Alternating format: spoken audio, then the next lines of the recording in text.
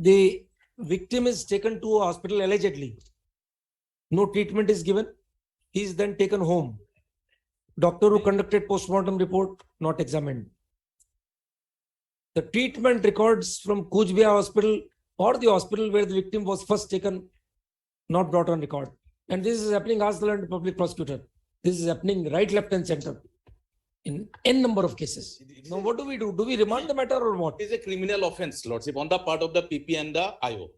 It's a criminal offense against them. Yes, Lordship. And So, we have So the assault was made on 28th August, 27th August 27th August. at 6:30 p.m. Ms. Saikia.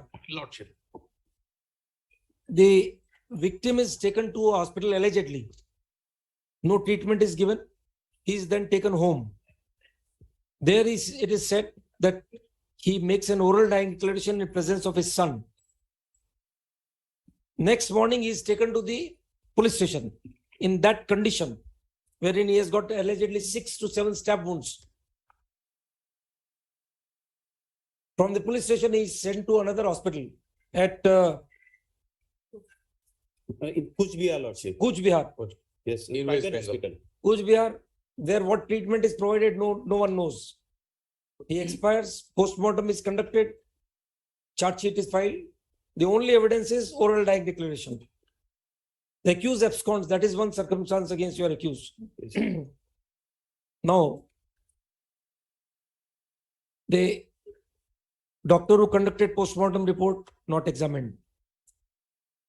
The treatment records from Coach Behar Hospital or the hospital where the victim was first taken not brought on record. How do you prove the case? If you see the postmortem report, madam, show the postmortem report to learned advocate. You must be having the that photocopy. You just like to share the original one. Yes, Lordship, I have it now. No, photocopy won't work, Mr. Saito. For personally speaking, for myself, I have never been comfortable with this paper book business. I always like to see the original records.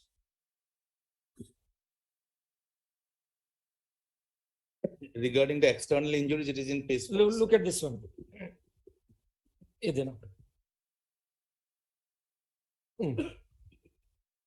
one, man.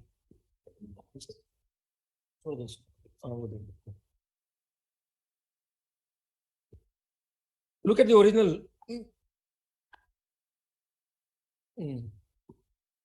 Surgical wounds.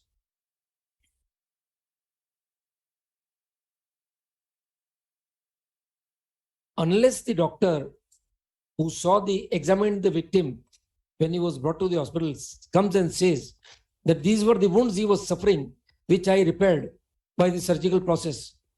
How do you prove that these injuries were received in the manner alleged? A blatant mistake, Lordship. Even the doctor who conducted postmortem was not examined. And this is happening, ask the learned public prosecutor. This is happening right, left and center in n number of cases.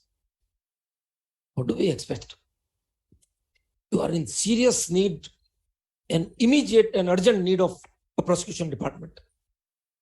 Because That process these- is already on, Lordship. It is- These are public prosecutors appointed on the basis of No, the we have political found, Lordship, appointments. Last 1.5 years, we have found, it is very shocking to tell this honorable court, that we found about a large number of public prosecutors, they are not taking any remuneration from the government for 10 years, and they are happily doing the work. We found out in January 2022. And we had, There is an illustration of that fact in this paper book. Take out DW 1 and 2. Show it to learned advocate general. The case is based on oral dying declaration. 2 defense witnesses come in the witness box, say that we went to the house of the deceased when he was brought there in injured condition and he was not in a position to speak anything. Learned PP says cross-examination declined.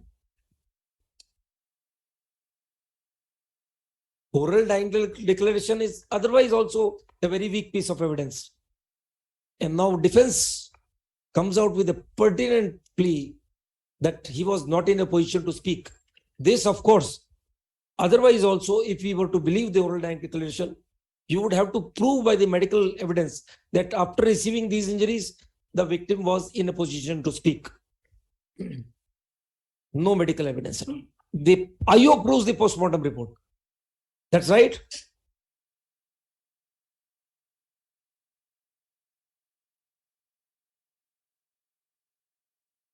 Yes, seriously, I'm telling you, if it had been Rajasthan, many heads have rolled. If this was the negligent state of affairs. So this public prosecutor system, even if you set up a prosecution department, in the sessions cases, you will be appointing public prosecutors who are from the government to government basis, 5 years appointment. You need to train them, sir. We are going to have a proper cadre of the public prosecutors. They will be appointed in the grade 1 and grade 2 courts, Yes. not in the sessions courts. Sessions court, the appointments will be under the CRPC 24. Under the CRPC. Same manner. That also we are going to have a state amendment. We have Okay. started that process also. So even in the sessions courts, you will have Yes, prosecutors from the cadre. yes. That will be good. Yes, That that will be- amendment, we have already started the process. Okay. And already the process for appointing 3 persons, Lordship, the prosecution director and 2 additional prosecution director. That advertisement is also out. So Okay. we know where the lacuna is. Lordship. Presently, The lies we have come to know. that process will take time. It will take time. For the present, you need to And train we the have also- prosecutors who are there in the sessions courts at least. So this doesn't come around. Not examining the doctor. It Now, what do we do? Do we remand the matter or what? is a criminal offense, Lordship, on the part of the PP and the IO. It's a criminal offense against them. And we have already taken action against one of the person.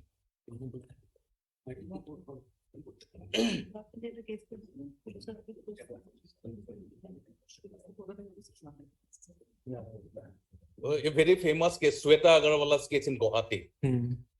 One person was given death sentence and it came to the appeal. My Lord Justice S. Siam was there and it was remanded back for retrial. Hmm. We have started the process to take action against the IO Lordship. He will be the first person who will be, the government will be going against. But in this case, The major flaw, the problem is, even if we remand, we don't have any material from those 2 is hospitals. that Lordship, it is not that they do not know the procedure. It is not that he does not know that the IO has to bring the concerned police doctor. But Not it is- only when the it is concerned doctor- deliberate, then it is the Mr. problem. Advocate General, not only the concerned doctor who conducted the postmortem autopsy, Others also. but the doctors where, the hospitals where he was taken first. Lordship, I have no quarrel on that proposition, Lordship. No, But no, only we are- when we the are- IO we are is not- deliberately We doing are it. not criticizing anything. We want the system to be improved. System, that is why I'm One saying, case or the other will not matter much. when the PP is not taking remuneration for 10 years, what does it signify? That clearly shows what is happening. What is happening? We have found out all these things. So why don't you replace them? The process we have already started. So that encadrement is not required for this purpose. They are appointments like These short-term measures we have already taken, Lordship. Okay. But long-term, Lordship, because they are accountable and there will be transferable job also. that Just is like the NIA and the CBI are doing. Hmm. We are following the same model here. okay. But in the meantime, These damage has already been done for last 10, 15 years or maybe more than that. yeah, that's What right. will happen now in future? Hmm. That we can rectify. Yes. We cannot change the facts here of the case. No, that's not. We were thinking that is it possible to redeem something by remand? Exactly. Because That is why that Sweta Agarwal, when it was sent back for retrial, then we rectified the mistakes. But in this case, what can be done? Because you don't have any record from those hospitals where the victim was taken Yes. at the initial level. So The for remand, magistrate could have asked for the re-examination, re-investigation, but that stage is yes, also gone. at the stage of filing charge sheet, Exactly. if there had been a prosecution department, the investigation could have been Talwar's case, just like that, Lordship. Yes. But here, it is too late in the day. beyond redemption. That's a problem. But we have come to know, Lordship. Lordship's monitoring also is helping. Just now I had a long discussion with the DGP. Whatever suggestions the other day Lordship directed, Hmm. we are doing on that. Regarding all the data from the fingerprints, etc., we are on the process. Hmm. It is already doing. I will place it on record. Very well.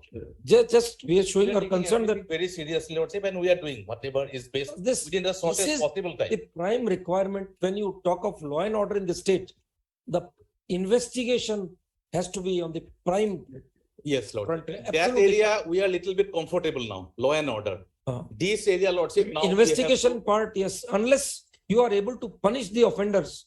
Maybe you are able to keep them behind bars for 6 years, 7 years, but that doesn't serve the purpose Exactly. unless there is a punishment commensurate with the offense. Lordship. The right message should go to the society also. Absolute, absolute. So what is your argument? Lordship, Lordship has already. No, we have not said anything. Uh-huh. You are an amicus curiae or engaged counsel? No, Lordship. You are engaged counsel? Yes, Lordship. So, all right, earn your brief. Yes, Lordship. Lordship, in this case, the FIR was filed by prosecution witness one, and He was not an eyewitness. no, he was not an eyewitness. So, can you tell us a flaw in the FIR? A very important flaw is noticeable. Yes, sir. What is that flaw? The victim stated about the whole incident to PW2, prosecution witness 2, and the prosecution witness 2 did not file the FIR, Lordship. In fact, PW1 on the very next day, after 24 hours, he filed the FIR, No, which is not a direct. no. That is not what anyone can file the FIR for that matter. Yes, There Lordship. is no difficulty. What is the distance between the house of the deceased and the police station? Lordship, 1 kilometer. 1 kilometer. 1 Yes. kilometer. So, first flaw is delay in lodging of the FIR. Delay in lodging the. Second flaw is omission in the FIR. Omission of what? Does the FIR have any indication that the deceased made a dying declaration? No, Lordship. No, so that is the omission which goes to the root of the matter. Lordship. Come out with a judgment. Lordship. I'll come. Have you tried to find out? Did you read any judgment on this point? Yes, Lordship. Which judgment? All right.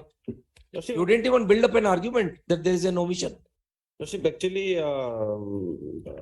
my argument was based on the fact that the dying declaration was directly, Lordship, the dying declaration is an indirect declaration that was made to PW2, Lordship. So oral dying declaration is very much admissible. Lordship, There it have is been admissible. convictions based thereupon. Lordship, it is admissible, Then, but to the point that it is truthful and it is unbiased. yes. So what was the reason that the deceased would falsely implicate you? A dying man doesn't tell lies.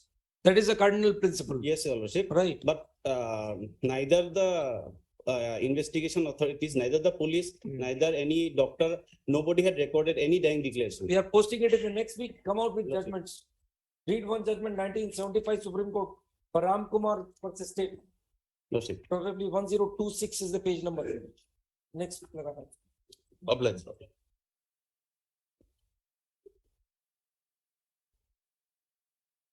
And yes, you will have to answer one more thing. When the accused was absconding, why should it not be treated to be a incriminating circumstance against him?